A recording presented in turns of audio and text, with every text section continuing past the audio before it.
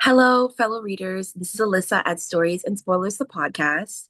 I am so excited to bring on an amazing author onto this cozy episode. We are discussing The Shadow of Dreams. Without further ado, hi, here's the author. How are you? Hello. Hello, everyone. Hello, Lisa. I'm good. Thanks. And you?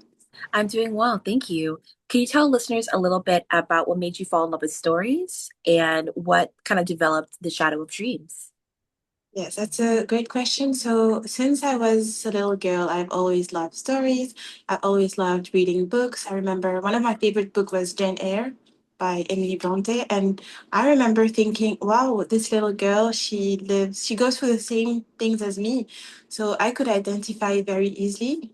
So to me, really, what made me fall in love with stories is like the ability to like connect people, like wherever you live or whatever you're going through in life. I think you can still identify to someone's journey at some point of their life. So I really love stories, how they connect people, how they make like build bridges between people, culture in general. Yes. I agree. I wanted to ask, what makes a good story of self-discovery? Because we see that in The Shadow of Dreams. Yes, so a good story of self-discovery is, to me, characters are crucial. I think characters should be human, imperfect. They should be vulnerable too.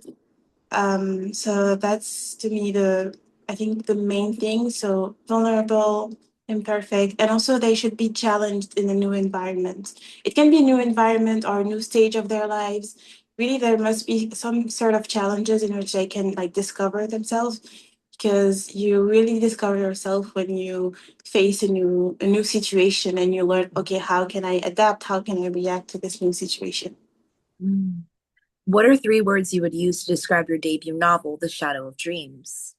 I would say atmospheric. I really try to describe cities, um, just the settings, because to me, like cities and settings are also characters. They tell a story and they say something about all the characters. So atmospheric, human, and relatable. Relatable. I want to know a little bit more about you, Issa. Can you tell me about where you're from?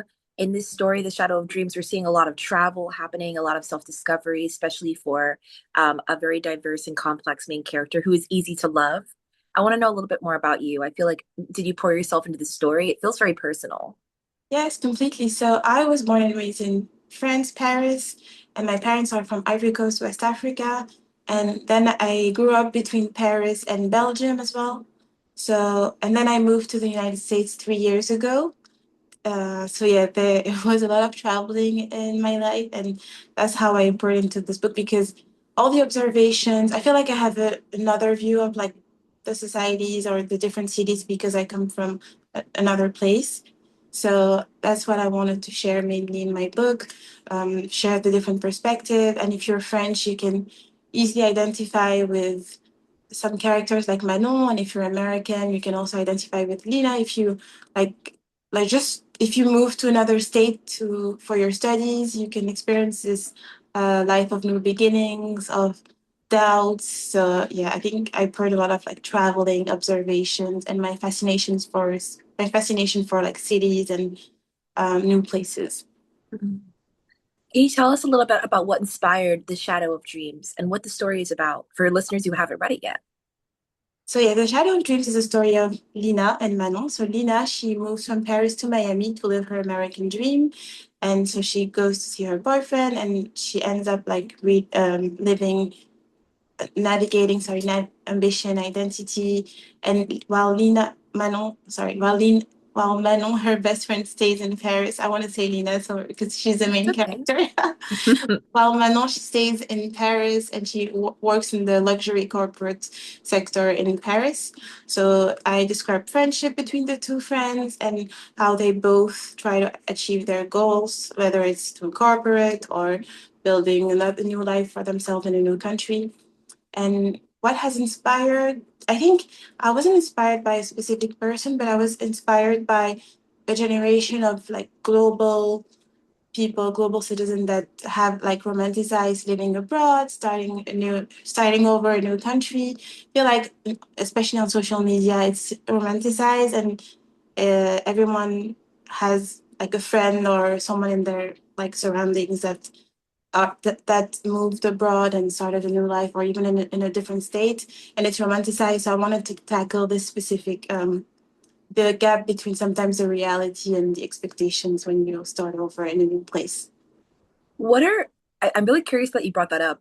When people do move abroad, let's say someone from the US moves to Paris and they've seen the movies and the shows and they have this like perspective of Paris.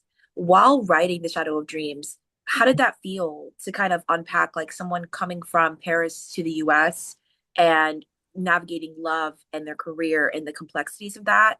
Was that an emotional experience, like writing about that in your book? Yes, definitely. So I was inspired by my experience, but not only, but I was definitely inspired by the emotions that I felt starting over. So I feel like just the emotion of longing for something and then experience it in real life and then seeing the reality of it, and also seeing the gap between the representation. Like every country has its own like culture, movies, everything that it puts forward. It's like choices that you made, but then when you experience the real life, you can see, okay, the gaps between the reality, and especially Paris, because I feel like Paris and Miami are two cities that have two strong identities, and it's often romanticized. So that's why was interesting for me to like debunk some of the prejudices, biases that we have. To me, I grew up in Paris, and Paris is extremely diverse. And sometimes in some of the representations, some of the TV shows or book, I feel like this diversity is often not there, like it's lacking completely. So I wanted to show that there are Black women in Paris, in France, that are just living, that fall in love, that pursue their career, and that that are just human beings. So I feel like it's not really shown in culture in general in France. I don't think we see it very often in films or shows. I think it's been really divisive on certain shows I've seen on Netflix. I'm not going to say the name of the show, but I like love that the show. only time you see a black character in that show in Paris is as a love interest and it's a man. We Yeah. don't see a lot of black women on like in shows set in Paris or in France, and that's heartbreaking because I we know it's diverse. I have been, it's beautiful. And I think it's amazing that you grew up there. And I can't imagine like the level of love you have for that place in that world, like who you were when you lived there. And like you can always go back, which is amazing. And as Miami, I actually am located in Oh, Florida. So when I oh. saw that in your book and I was reading about it, I was like, "Yup, that is what it's like." Yeah, from a local, yeah, that is pretty Oh, accurate. I'm so happy you like agree with my perspective, because it was important that as a local I represented well with your place. You definitely did. It is beautiful, but like what you see in the movies and the shows, as we both know, like when you live somewhere your whole life or you grew up in that environment, it is not, sparkles and perfection all the time. When people see the Eiffel Tower, like every part of Paris is sparkling and beautiful. That is probably not true. They see South Beach in Miami and they think that every area is a beautiful beach, and everyone lives in the beach. No, that is not what it's like. Yeah, Um, we go to the beach every day. No, I no. don't. You must eat all these things every day. No. Oh. I think it's very much like there's a beauty in the ordinary and there's a beauty in Exactly. learning about the culture, and especially as Black women. It's amazing to see what your book depicts as finding yourself and the journey of that. And I don't want to spoil anything for listeners who haven't read it yet, but I actually want to ask, can you tell me a little bit about the main characters and what exactly inspired these women? Because they feel very fleshed out and real. So I'm wondering, are they inspired by real people in your life? They aren't really inspired by, as I said, one person in particular, but I definitely pour a lot of either myself or other, I would say, people that I met, because I discuss, because since I love story, I love to like talk to people and ask them questions whenever I meet someone. And if I see things that are like common between multiple people, that young women that are studying in college, or if I see a group of people and I notice a certain pattern, I'm gonna write it down and just reflect on it. So that's how make. That's how I conceive my characters like Lina and Manon. And also, what is interesting is at first I wanted to distance myself from the main character, but also sometimes when she was going through some obstacle in life, I just poured into some of the things that I experienced, even though it was a completely different setting. So just yeah, I like to listen to people and see if there are common patterns between a group of people, and I really try to make them imperfect. You may like love them at first, and then you make them like question their choices. I don't want you to just not enjoy, but I don't want readers to just um be with Nina and say, okay, agree with all her choices. I want reader to like really think, oh, is it really making her happy? Is she really going to the is she really doing what she said she wanted to do? And just for us to reflect on our own. I feel like we all have our doubts, and also I also want to say that it's okay if sometimes at some point you don't recognize yourself in the direction you're taking. It's okay to like take a step back and make other choices. I really like that you brought that up, like taking a step back and reflecting before you make that next choice. Life is all about choices. And I did feel that while reading your story. I was like, wow, this is it makes you reflect on your own life and like what you want to do and your dreams. I wanted to ask, what elements of your own life inspired this story? Like, so I would say, so living abroad, also studying in another country because I've studied 1 year in New York while I was in college.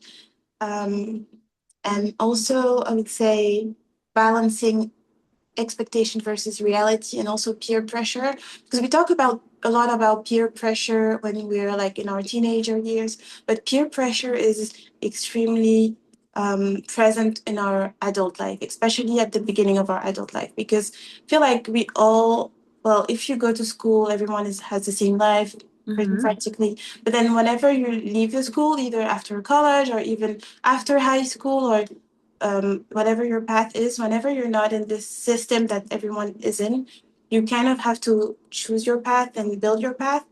And the peer pressure is present because everyone else takes another choice, and you still have to.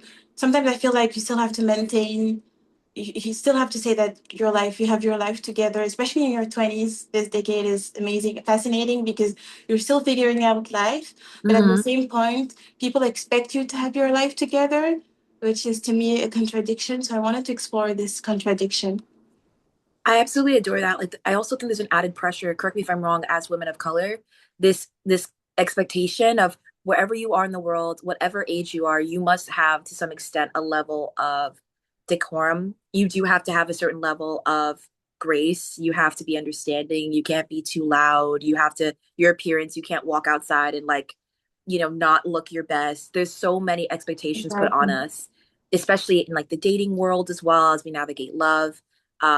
There's a lot of harmful stereotypes out in the world. We see that on the screen through movies and shows, but also in real life. And I really loved how the Black women in your story are complex and lovable, but also have flaws and they have things they're navigating. You flesh them out so beautifully. And I think that's a really beautiful flower to Black women through your book. And I just Wow. love what you did. Like, I have to give you your flowers. You did such a good job. Like, Thank you so mm, much. it was so beautiful to read. I could see my best friends on the page. I could see myself on the page. Like, I could see my mom there. And it just made me think about like generations of Black women and dreams and what they want to pursue and what it's like when you see Black women travel and relax and be able to explore the world and explore what they want to do. It's so healing. And I absolutely love that about your book. And I have another question for you. It's a bit of a long one. This Okay. story links to many elements such as self-discovery, a soft life in comparison to reality, and so much more. What did you want to highlight in these elements of your debut? Like, what did you mean by soft life? And what did you want that to feel like when people read your story? It's a very good question. I think soft life is very popularized in social media and our culture in general, popular culture, even in movies. And I wanted to explore this theme and to see what are the limitations, what does it mean to live a soft life? Does it mean living a luxurious life? Does it mean people envy you, or does it mean something more internal, like you feel Mhm. fulfilled, you feel like you've made the right choices, you feel loved and appreciated? So I really wanted to show the difference between what it means to live a soft life and what it's sometimes it's portrayed as. Soft life is portrayed as very external, luxurious. So to me, it was just even a personal reflection. Um, I had a baby last year, and I realized a lot of things changed for me. I was like, what is the soft life for me? Is it, is it spending time with my family? Is it still being able to travel? Is it writing my book? So at some point, I decided to just do what I like, and this was the definition of soft life. Even though in it's popularized as different, I think to me, really, living a soft life is living a life that feels good for you, and in which you're comfortable, and that's all. That's what a soft life should be about. I love the way that you described that. I wanted to ask, what is a challenging experience of writing The Shadow of Dreams? Like, what was difficult to write, or took you a little bit more time to kind of process in that experience? Yes, so it was definitely hard because it's my debut novel, Mhm. and it was challenging to trust my own voice. Sometimes I felt like I was describing too much, or maybe I don't know. You have this imposter syndrome when you start something new. Mhm. So I had to trust myself and really, yeah, just trust my voice and be able to continue writing. And at some point, I remember halfway through the manuscript, I started to question it. I was like, am I even qualified for this? I have a training in like public policy, and I studied a little bit of literature when I was in an undergrad, but I still didn't feel like as I was legitimate enough to write a novel. So I was struggling with like trusting my voice, the imposter syndrome. But then I really loved the story. So that if I love the story, I think other people will like it. And having people like a very good support system is really important. So I think yeah, that were the main challenges that I encountered while writing The Shadow of Dreams. I wanted to know, there's representation for Black women traveling from Paris to Miami. Finding yourself and friendship were some of my favorite parts of this story. What does writing about the women of color in The Shadow of Dreams mean to you? And once this book was released, how did it feel to have it kind of out in the world? Oh, you have a is it a I cat? do. Oh, that's me too. Sorry, I His was name is distracted. Midnight. Yes, I do have a Midnight. cat. He Oh, is my Midnight. unofficial Oh, co-host. yeah, I think I saw him in a couple of photos. I remember now. He always kind of pops up. But yeah, he is like my cuddly. I grew up with him. I rescued him when I was like 16 with my family. So he's like part of the Black girl experience for me has been life can be very hectic. It's very difficult to be vulnerable. It's very difficult to like I like to be in school. I like to be very accomplished. So it's nice to have this like little corner of my life where I can just kind of be like soft and cozy again. And what gives me that safety is like I have this little creature who like I can cuddle and Um, I can read with him and we watch Bridgerton together and he's moved with me many times and like I love him so much and I don't know, I he think, makes me feel very loved and like calm, you know. So he's yeah, he always has here. this energy. He carries this like natural warmthness. So yeah, He is warm. so cozy. My mom adores him. Even after she moves, she always calls and says his name and he like pops up. So Midnight. yeah, he's adorable. But yeah, so Yeah. So yeah, what inspired me to write Women of Color? I think because I grew up with a lot of women of color, whether it's like Black people or even North African, because in France there's a big community of North African women. So, and also when I went to Belgium, there, even in the US where I live right now, it's very diverse. And so I've always been surrounded by diversity. It's part of who I am and I love it. And I feel like a lot of time when I read books, I don't see this diversity reflecting in those books. So I wanted to really write a story about identity, belonging, all these friendship, all these themes, but still have the diversity in it. Not the diversity is not the center of the story, but um, the main theme. are tackled with like diversity is like by diversity. And it was really important for me because to me it's just my reality. And I feel like a lot of people live this life and there is a discrepancy sometimes between what we consume in culture and what we really live. So I didn't want to, I really wanted to blend the two together and yeah, just offer this experience.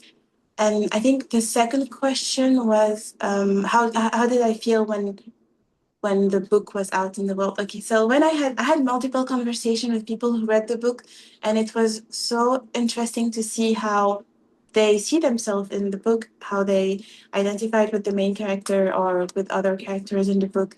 And not that I was surprised, but I don't know, it still felt magical to see that people actually relate to it. So I felt good, and also I also realized that a lot of live people were even more diverse than I thought because I discussed with people that lived just like you in Florida, but they also have like Cameroonian origin. Their father is from Central Africa, or some people like just told me, "Oh, I also have roots there, and I grew up over there." So I was like, "Oh, you really are diverse. I'm not kind of unique. I felt less unique. I was like, okay, everyone." So yeah, people were even more surprising and had even like a richer story than I thought. So it was amazing just to have this feedback and discuss with the people. I also wanted to know, what do you want listeners to know about the Shadow of Dreams before reading this story? That's a good question. So I think I want them to know that it's really a story about an ordinary life, but how these ordinary um, action era of our lives shape us and how they are so meaningful. So whenever before reading the story, I think you should just not expect like crazy plot twists, but more like very key moments, like a canon event that shaped that are shaping like that shape like main character, and they can also like reflect on their own story and see, okay, this I moved there, I did this, this is why I choose to make these different choices. So it's mainly driven by ordinary moment, by vulnerable character. And yeah, so if you are looking for a cozy read, but also a read that make you like um, ask questions about yourself, put things into perspective, then The Shadow of Dreams is the book for you. Can you read a line from the Shadow of Dreams for listeners so they can get a vibe for the story? Yes, sure. Awesome.